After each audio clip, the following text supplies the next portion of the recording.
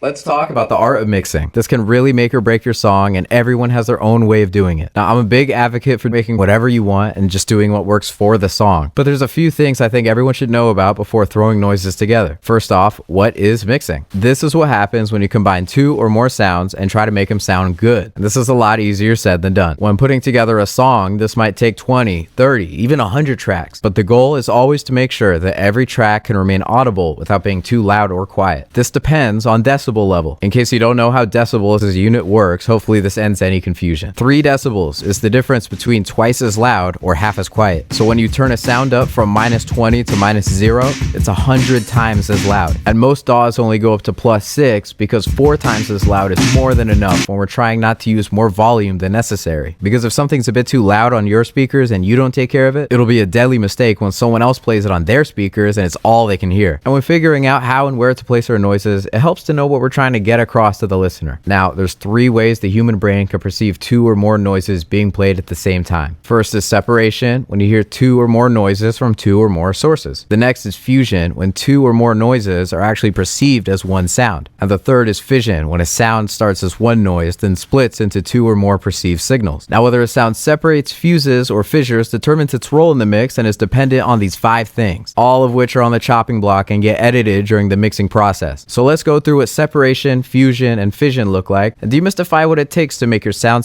good. So separation, the first and most basic, these are the broad strokes we make to our canvas. The name of this game is making the most effective noise with the least amount of volume. So I have some percussion and my bass, and it's always a good idea to start from 0 and then find the spot where you feel satisfied with it. Percussion is the backbone of your song. Even if it's minimal, this is your foundation. So let's start with that and get it to a volume you like before touching anything else. Then, just like with our bass, you start from 0 and raise it until it sounds comfortable. And boom, our separated noises are now getting along. When fusing noises together, it's a little bit more complicated. If something's too loud or too quiet, the stakes are a bit higher, because then that fusion illusion gets shattered. These are some of those finer brush strokes and those little subconscious details. That audio we were working on sounds a bit dry. Let's give it a hand. I want my bass to sound bigger. Good thing I have a few friends here to help it out. I'm gonna do the same thing as before, but instead of my percussion being the foundation for the rest of my tracks, my bass is the foundation for, well, my other bass tracks. If there's something I don't like about the noise itself, this is what EQing and other effects are for. Now, obviously, I can make a whole nother video about EQing, whole nother series, oh my god. But it's the same deal. This is not about making it stand out to your audience. With this kind of editing, our goal here is that you don't hear it till you don't hear it. After finding a tone I like, I'm gonna take my extra takes and turn these puppies to 0. And I'm gonna play around it ever so slightly, turn it up a teensy bit, remove it, and play around until it's just loud enough to make a contribution. And this is the delicate balance that creates that fusion illusion. And now that our friends are here to help us, even though it's made of multiple takes, this just sounds like one big bass. Now, this is one example on one instrument, but if you're recording any kind of live audio, this is probably something you'll have to do to almost every instrument, especially lead vocals. In a good mix, you don't notice it, but there's always a few extra takes buried in the mix. And this does wonders for boosting clarity and power without using as much volume. Now, when it comes to audio fission, this is where rules get broken. The one real guideline that I like to tell myself is that the reaction should be, whoa, not what? These are what we consider the kinds of minute details that beg the audience to come in for a closer look. To make a sound start as one noise, then split into more than one perceived sound, there's no one way to do this. The tricky part is making it sound natural. We want a sense of wonder, not a sense of confusion or sensory overload. And this is where a 1/10 of a decibel can make the difference between keeping your auditory illusion intact or not. So for my example here, I have a little drum break in the middle of my song. I wanted to expand my percussion, add a sense of strangeness or coolness or something. My ride cymbal isn't picking up anything, so I copied and pasted my hi-hat over there and delayed it by a little bit. Basically, my goal was to turn my one hi-hat into 2 syncopated hats that were grooving off of each other.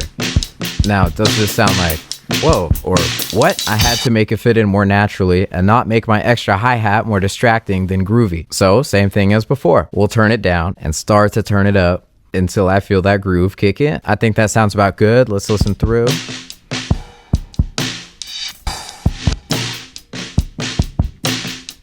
And that's one example of sonic fission. With these 3 different approaches to the same task, you will have a complete understanding of how mixing changes your sound. And hopefully this makes the song making process a bit more understandable for some of y'all. Next time you hear from me, I will have a new song out. I'm not gonna spill any beans just yet, but it's gonna be out a lot sooner than you think. I'm gonna spare you all the stupid pre-save promotion bull crap that'll make you forget about it before it's even released. I'm guilty of it too, don't worry. All I can say is hang tight. I'll see you soon. As always, I'm Boy Grapes. Later.